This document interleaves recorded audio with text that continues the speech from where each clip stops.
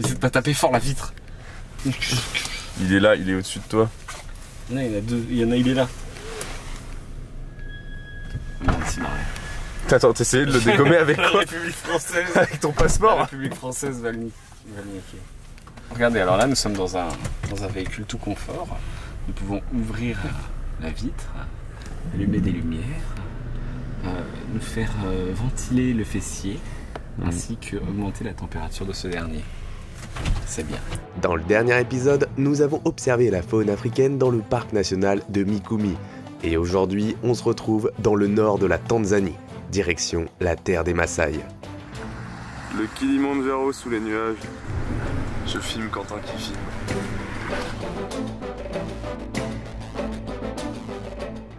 Ah oui, on va à Arusha, c'est vrai. 1 heure de trajet à peu près. À Arusha, on va retrouver un Maasai du village où on va à Ngaresero. C'est Macron, pardon pour ce plan. Oh, il y a Macron. Regardez, c'est notre président. Il y a Manu en Tanzanie. Il suffit de vous train de regarder le paysage, c'est là. Oh, très pensif. Oh, Fais-le toi. oh, des montagnes.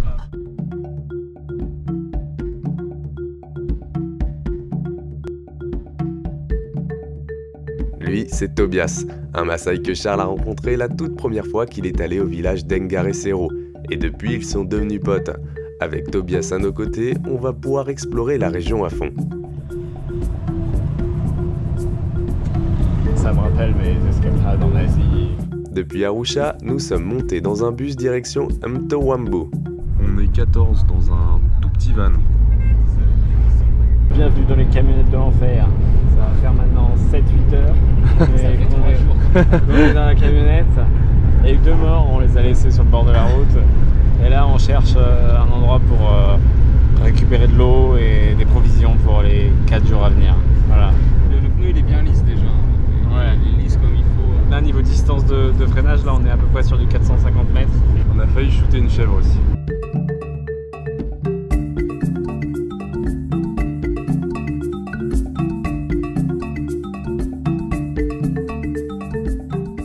Plus que 4 heures de piste et on arrive à Ngaresero. Quentin est déjà vraiment mal à cause de la dingue. Chemin de terre battu, là où la mort nous guette. Et c'est reparti pour de la piste.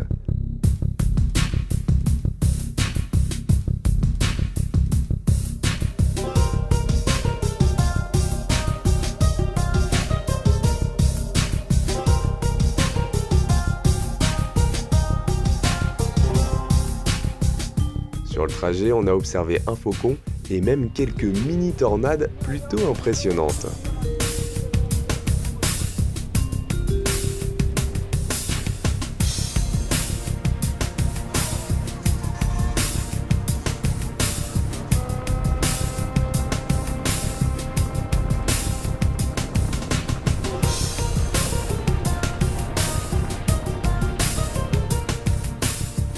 On commence à croiser les premiers troupeaux de vaches Maasai, ainsi que les chèvres, dont la coopération est parfois quelque peu compliquée.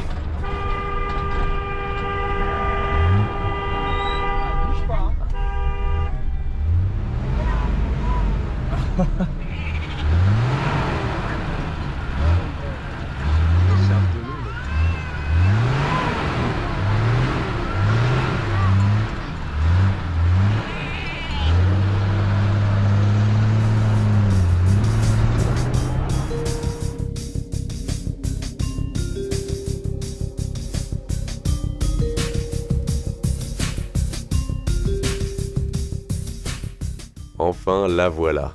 Une jolie petite colline avec laquelle on va faire plus ample connaissance. Comparé à Mikumi, le biotope de cette partie de la Tanzanie est beaucoup plus aride.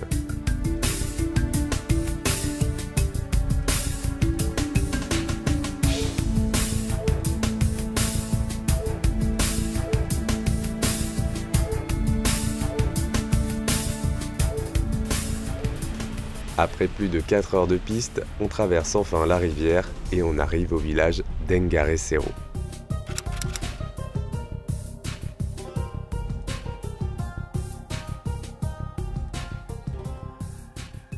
sommes arrivés au village de Engaresero. Voilà, là, il y a la musique là. Allez, vas-y. La la la la la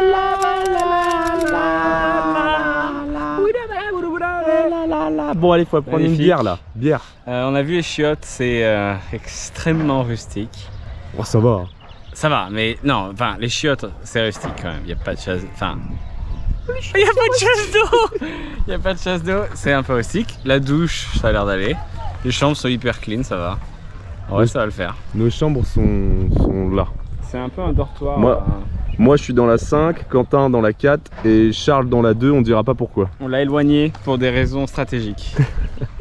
Moi je suis à la numéro 5 et franchement c'est plutôt cosy. Je vais vous montrer un peu à quoi ça ressemble. Bon déjà il y a une super moustiquaire indispensable en Afrique. Et chose qui n'était pas prévue du tout, on a de l'électricité. Et ça va me permettre de recharger les batteries de l'appareil photo, puisque j'avoue que je suis en train de charbonner depuis le début. Et sinon, bah, on est plutôt bien ici, franchement, nickel. Et derrière moi, il y a la grande montagne qu'on va devoir monter dans 2-3 jours. Ça va être costaud. Mais pour le moment, beer time. Nombreux sont les Maasai qui ont conservé leur mode de vie pastoral et semi-nomade. Mais d'autres se sont sédentarisés, comme c'est le cas de certains Maasai du village d'Engaresero. En raison de l'isolement du lieu et des conditions de vie difficiles, les habitants sont peu exposés au tourisme. La plupart des visiteurs de la région dorment dans des lodges environnants et très peu sont les personnes à prendre une chambre dans le village. Et bah tant pis pour eux. Le soir, il n'y a pas beaucoup d'activités, mais la présence du bar à 2 pas de nos chambres nous permet d'allier 2 passions plutôt facilement. La bière et le herping nocturne. Mais on va commencer par la bière, car là on a super soif. Je vais me faire une petite Serengeti, on a un super léopard dessus qui se dit Chewy en Swahili, on goûte ça. Bah ça a le goût de Henken, c'est littéralement une Henken mais avec un léopard dessus. Salut, moi je vois en ce moment une Kilimanjaro. Si vous ne le savez pas, c'est la plus haute montagne de Tanzanie et d'Afrique. Donc c'est une premium lager et je vais la goûter.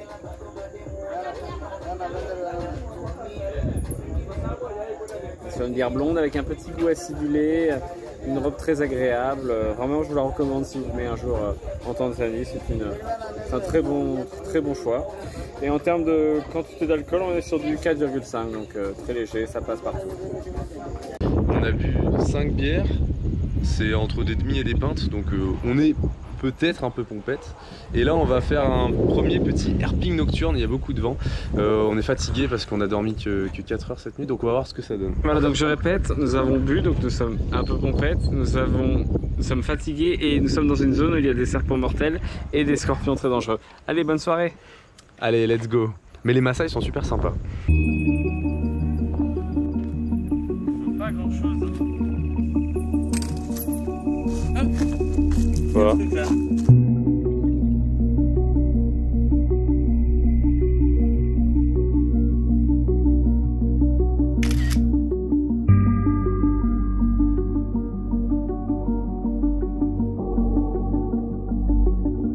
Quentin a spoté cette énorme scutigère.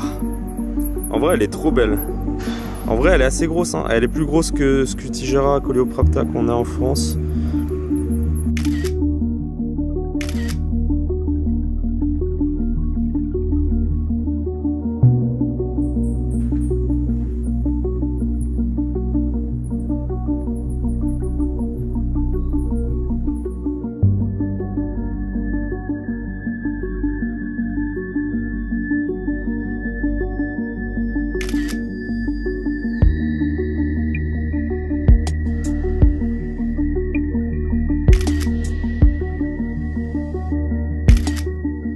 Ok, on est face à une petite espèce de solifuge.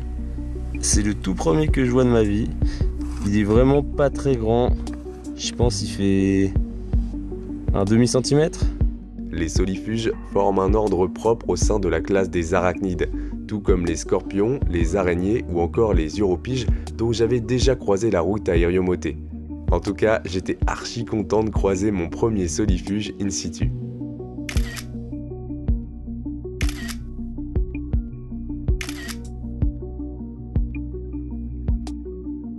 Se brosse les dents avant d'aller se coucher. Oh là qui crache dans l'évier.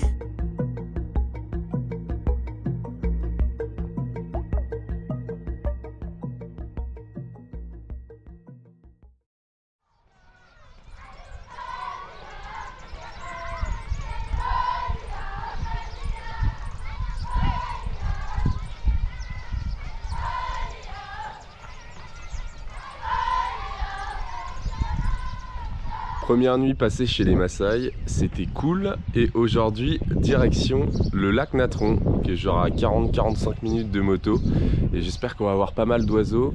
Normalement, il y aura du flamand nain. Oh, Quentin s'est levé. Coucou Quentin. Bonjour les amis. Ça ressemble à un étourneau, hein, Ouais, l'apparence. tourneau, ouais. T'en es un, non? Non, je pense, je sais pas. Il a du... Là, t'as pas vu, mais quand il dépice, on voit un petit peu, mais quand il dépice ses ailes, il y a du rouge à l'intérieur. Oh, le bâtard.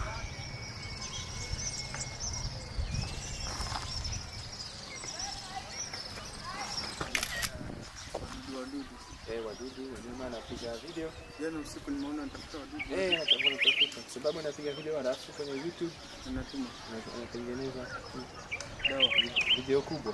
Kweli? Yeah. Huyu kuna kama watu. Quentin se met de la crème solaire. Oui, parce qu'il fait chaud ici. Oh. Et après 7h du matin, on a déjà un peu chaud, n'est-ce pas? N'est-ce pas, Alexandre Levallois? On a dit, oh, il fait chaud, ça tape. Hein. Oh, il étale bien sa crème. Il faut pas étaler la crème, sinon ça marche pas. Si vous n'étalez pas la crème, ça ne marchera pas. Il faut donc bien l'étaler. Personne ne va comprendre cette référence. Nice. Lui, c'est Lamali, notre gars sûr. Parmi les potes de Charles, c'est le seul à ne pas parler un seul mot d'anglais et bizarrement, c'est celui avec qui Quentin et moi, on a sympathisé le plus. Alors, là, on est sur la moto avec la Marie et Quentin. Et on est avec la Bola Vereva. Ça veut dire le meilleur conducteur. C'est le meilleur conducteur de moto dans le sable du village. Et en vrai, c'est pas de trop, car pour aller au lac Natron, il faut quasiment 1 heure de piste à moto, sachant qu'on monte à 3 là-dessus, que j'ai mon matos de photo dans le dos, et que la route, bah, c'est cailloux et sable. Et je peux vous le dire, ça nique le cul. Mais la douleur a peu d'importance, car les paysages sont juste extraordinaires.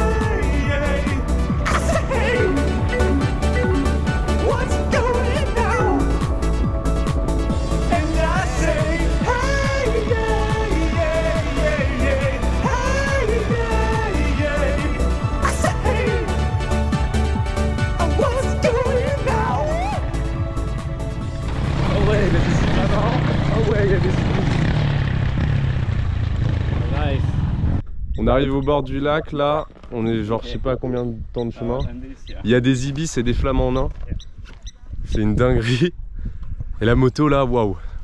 Heureusement qu'on a Bola Derecha Changani.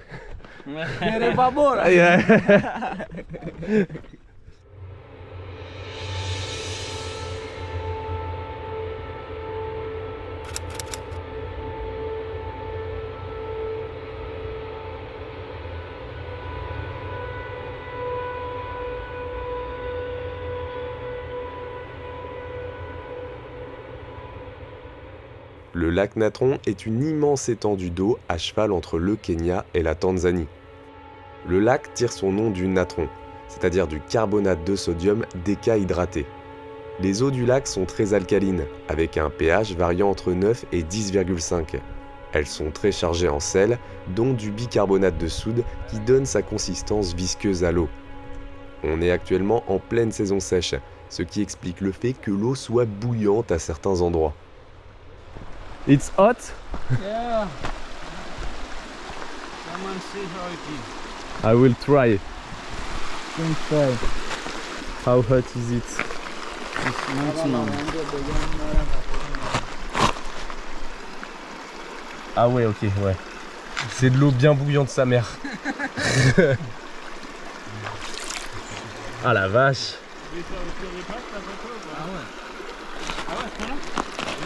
Ah ouais, tu cuis des pâtes, hein. Enfin... Elle est salée de fou. Oh la vache. Putain. A little too hot for me.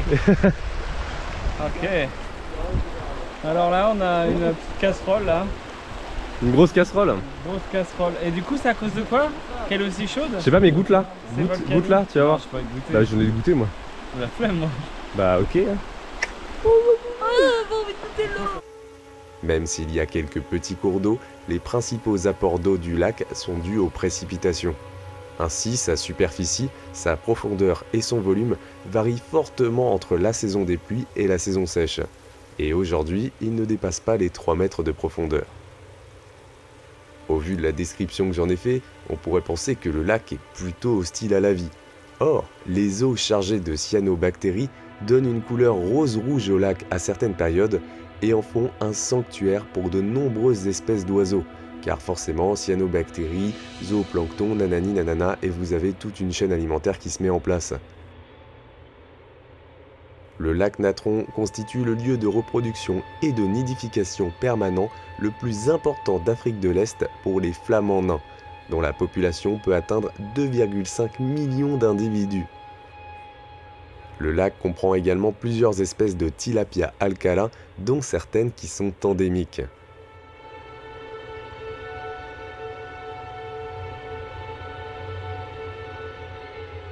La gigantesque cigogne au bec jaune juste ici, c'est un Tantal ibis. Attention à ne pas confondre avec l'ibis sacré, présent en nombre sur les berges également.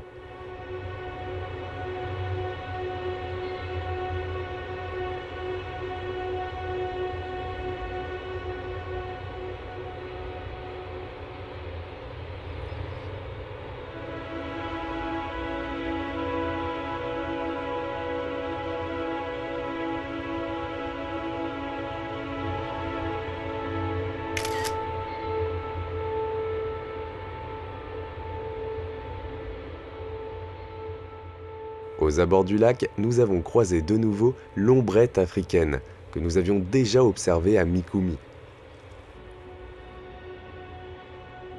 Cet oiseau énigmatique construit un nid énormissime. Cousine des pélicans, impossible de confondre l'ombrette africaine avec un autre oiseau grâce à sa grosse tête au profil d'enclume.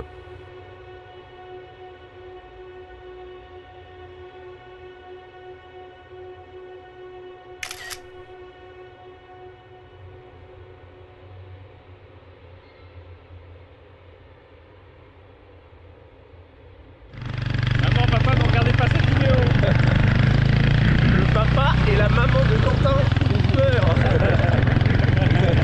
Voilà, bravo.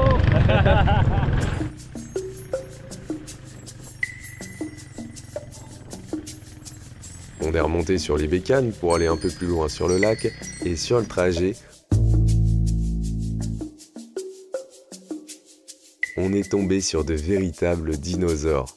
Le marabout d'Afrique, Leptoptylos crumenifère, est une cigogne aux dimensions de titan. 1,50 m de haut pour une envergure allant jusqu'à 2,50 m. Il n'y a que le jabirou d'Afrique pour rivaliser en taille. Contrairement aux autres ciconiformes, le marabout vole avec le cou replié, comme les ardéidés. Sa particularité est d'avoir la tête et le cou nus, avec une poche gutturale. Cela s'explique par son régime alimentaire, principalement constitué de charognes. Tout comme les vautours, cela lui permet d'enfoncer son bec profondément dans les cadavres sans souiller ses plumes. Mais bien sûr, en parallèle, tout comme les cigognes, il va aussi se nourrir de poissons, amphibiens, reptiles et autres rongeurs. On avait déjà vu ici des marabouts, ouais. Sinon, j'en avais vu un Mikumi. Voici le mont Gelai, culminant à 2942 mètres d'altitude. Il domine l'extrémité sud-est du lac Natron.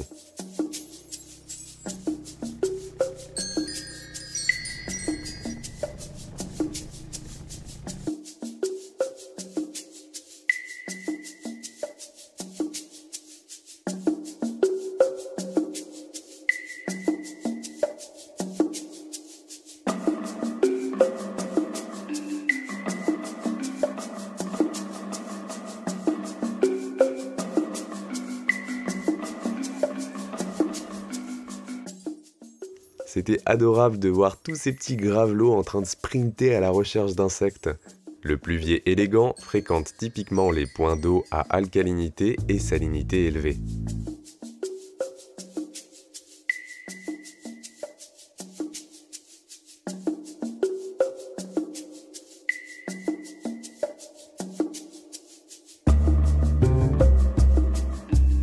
À côté de Tobias et Lamali, c'est Luca, le cousin de Tobias. Et je sais pas comment, mais il a réussi à s'embourber dans la vase et c'était plutôt marrant.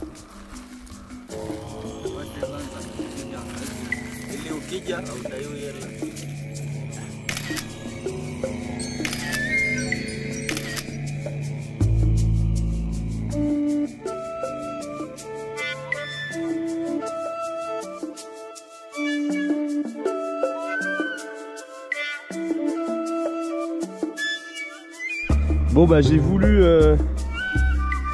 aller sur la presqu'île qu'il y a ici pour m'approcher des flamands et les filmer. Mais mauvaise idée parce que je me suis enfoncé là de 15 cm. Oh putain.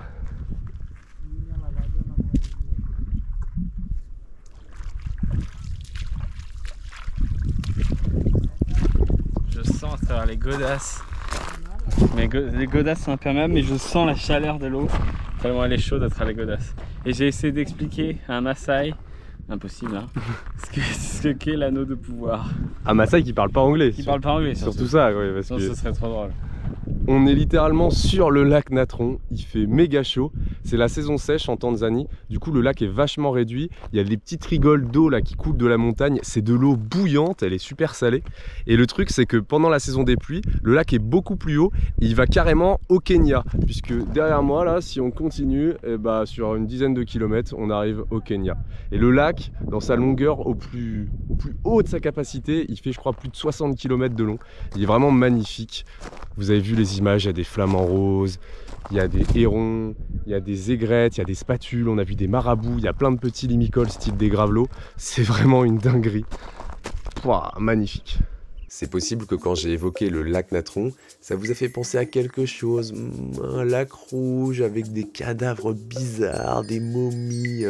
Eh bien oui, le lac Natron est célèbre pour la série de photos de Nick Brandt qui a mis en scène des cadavres calcifiés ramassés sur le bord du lac en les perchant comme s'ils étaient vivants. Après plusieurs heures autour du lac, on repart direction Engaresero, car au bout d'un moment il fait un peu faim et ça commence à cogner sévère avec le soleil. Coucou les ânes.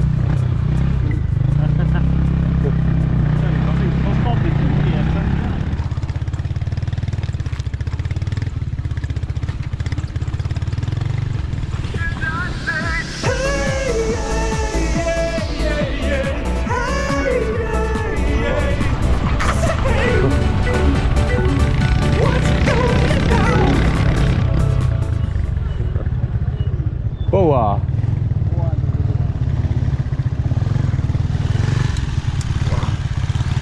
La poussière que j'ai.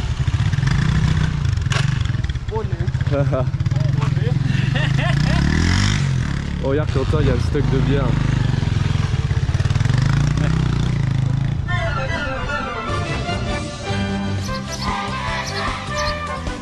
On marche un peu pour aller se baigner dans la rivière parce que Quentin est sale.